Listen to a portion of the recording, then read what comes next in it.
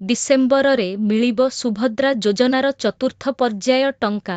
ସୁଭଦ୍ରା ସହାୟତାର ପ୍ରଥମ କିସ୍ତିର ଏହାର ହେବ ଶେଷ ପର୍ଯ୍ୟାୟ। ଏଥିରେ 1 କୋଟିରୁ ଅଧିକ ମହିଳାଙ୍କୁ ସାମିଲ କରାଯିବ।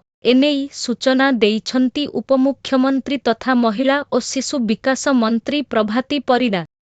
ଏନେଇ ଉପମୁଖ୍ୟମନ୍ତ୍ରୀ କହିଛନ୍ତି, ତୃତୀୟ ପର୍ଯ୍ୟାୟ ସୁଦ୍ଧା 80 ଲକ୍ଷରୁ ଅଧିକ ମହିଳା ସୁଭଦ୍ରାର ଲାଭ ଉଠାଇଥିବା ବେଳେ ଡିସେମ୍ବରରେ ପ୍ରଥମ କିସ୍ତିର ଶେଷ ପର୍ଯ୍ୟାୟ ଟଙ୍କା ପ୍ରଦାନ କରାଯିବ।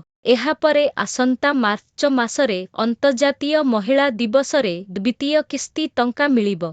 ଏହା ମଧ୍ୟରେ ଯେଉଁମାନେ ଜାନୁଆରୀ କିମ୍ବା ଫେବୃଆରୀରେ ଆବେଦନ କରିଥିବେ, ସେମାନଙ୍କୁ ସିଧାସଳଖ ମାର୍ଚ୍ଚରେ 2ଟି କିସ୍ତି ଟଙ୍କା ମିଳିବ। ତେବେ ବର୍ତ୍ତମାନ ସୁଦ୍ଧା 3ଟି ପର୍ଯ୍ୟାୟରେ 80 ଲକ୍ଷ ମହିଳାଙ୍କୁ ସୁଭଦ୍ରା ଟଙ୍କା ଦିଆଗଲାଣି। 80 ଲକ୍ଷ ମହିଳା 4,000 କୋଟି ଟଙ୍କାର ସହାୟତା ପାଇଛନ୍ତି। ପ୍ରଥମ ପର୍ଯ୍ୟାୟରେ ପ୍ରଧାନମନ୍ତ୍ରୀଙ୍କ ଦ୍ୱାରା 25 ଲକ୍ଷରୁ ଊର୍ଦ୍ଧ୍ୱ ହିତାଧିକାରୀଙ୍କୁ ସହାୟତା ହସ୍ତାନ୍ତର କରାଯାଇଥିଲା। ସେହିପରି ଦ୍ୱିତୀୟ ପର୍ଯ୍ୟାୟରେ 35 ଲକ୍ଷରୁ ଊର୍ଦ୍ଧ୍ୱ ହିତାଧିକାରୀଙ୍କୁ ମୟୂରଭଞ୍ଜର ବାରିପଦାଠାରେ ସହାୟତା ଟଙ୍କା ପ୍ରଦାନ କରାଯାଇଥିଲା। ଗତକାଲି ତୃତୀୟ ପର୍ଯ୍ୟାୟରେ 20 ଲକ୍ଷରୁ ଅଧିକ ମହିଳାଙ୍କୁ 5,000 ଟଙ୍କା ଲେଖାଏଁ ପଠାଯାଇଛି।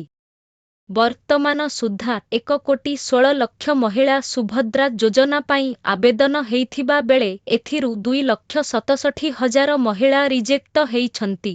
ସେମାନଙ୍କ ମଧ୍ୟରୁ 25% ସଂଶୋଧିତ ଆବେଦନକୁ ଗତକାଲି ଅନୁମୋଦିତ କରାଯାଇଥିବା ବେଳେ ଆହୁରି 75%ଙ୍କ ମଧ୍ୟରୁ କିଛି ବିଚାରାଧୀନ ଅବସ୍ଥାରେ, ଆଉ କିଛି ବିଭିନ୍ନ କାରଣରୁ ରିଜେକ୍ଟ ହେଇଛି।